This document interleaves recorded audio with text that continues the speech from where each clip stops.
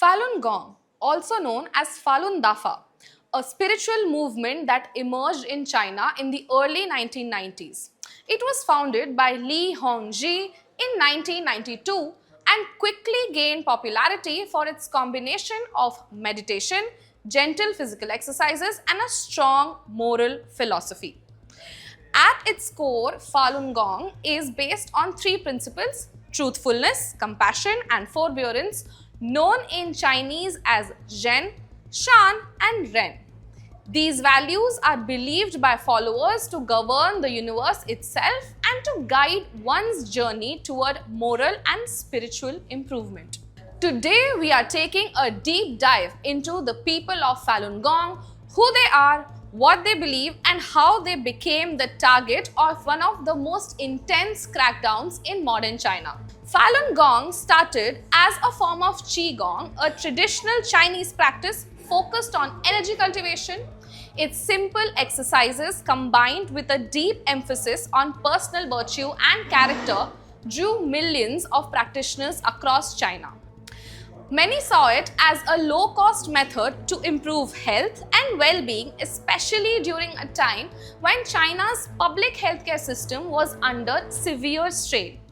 The movement's accessible teachings and rapid growth made it one of the largest spiritual groups in the country by the late 1990s. Initially, the Chinese Communist Party, or the CCP, tolerated Falun Gong, even viewing it positively due to its health benefits. However, as its numbers surged in the late 1990s, reportedly into tens of millions, including many party members and military officials, the CCP began to see this group as a political and ideological threat. Falun Gong's spiritual beliefs, rejection of atheism, and ability to mobilize large numbers independently of the state alarmed this regime.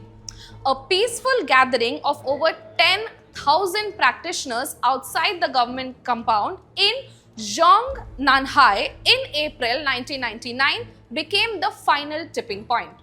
On July 20th, 1999, the CCP banned Falun Gong and launched a brutal nationwide crackdown on them. A secretive agency called the 610 Office was also created to coordinate this persecution. Since then, Falun Gong practitioners in China have faced arbitrary detention, forced labor, and extreme psychological and physical torture. The CCP labeled Falun Gong as an evil cult and launched an extensive propaganda campaign to delegitimize this movement. Its practitioners have been imprisoned, sent to re-education camps, and often coerced into renouncing their beliefs. One of the most serious allegations against the CCP is the systematic harvesting of organs from imprisoned Falun Gong practitioners. Independent investigations, including the Kilgore Matas reports, led by former Canadian Secretary of State David Kilgore and international human rights lawyer David Matas, and the 2019 Chinese Tribunal as well, have gathered evidence suggesting that tens of thousands may have been killed for their organs. The China Tribunal, chaired by Sir Geoffrey Nice, concluded that forced organ harvesting had occurred on a significant scale, which constituted crimes against humanity.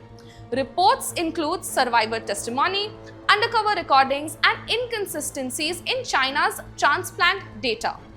They found that transplant numbers in China far exceeded what could be accounted for by official donor programs. The unexplained excess, tens of thousands of organs, was attributed largely to Falun Gong prisoners of conscience-based timelines, scale, and data inconsistencies. A report by the Washington Post has disputed some of these allegations, saying that China does not import sufficient quantities of immunosuppressant drugs used by transplant recipients to carry out such quantities of organ harvesting. Nevertheless, other medical scholars have noted that there are numerous inconsistencies with China's organ transplant data, with misclassification of non-voluntary organ donations as voluntary. Now, major human rights organizations such as the Amnesty International, Human Rights Watch, and even the United Nations have documented widespread abuses. These include psychiatric torture, physical beatings, and the use of mental hospitals to forcibly medicate healthy Falun Gong believers. In one early case, Su Gang, a 32-year-old practitioner, died in 2000 after being subjected to forced drugging and other mental abuse at Changil Mental Hospital in Weifang. He died shortly after being released to the care of his father.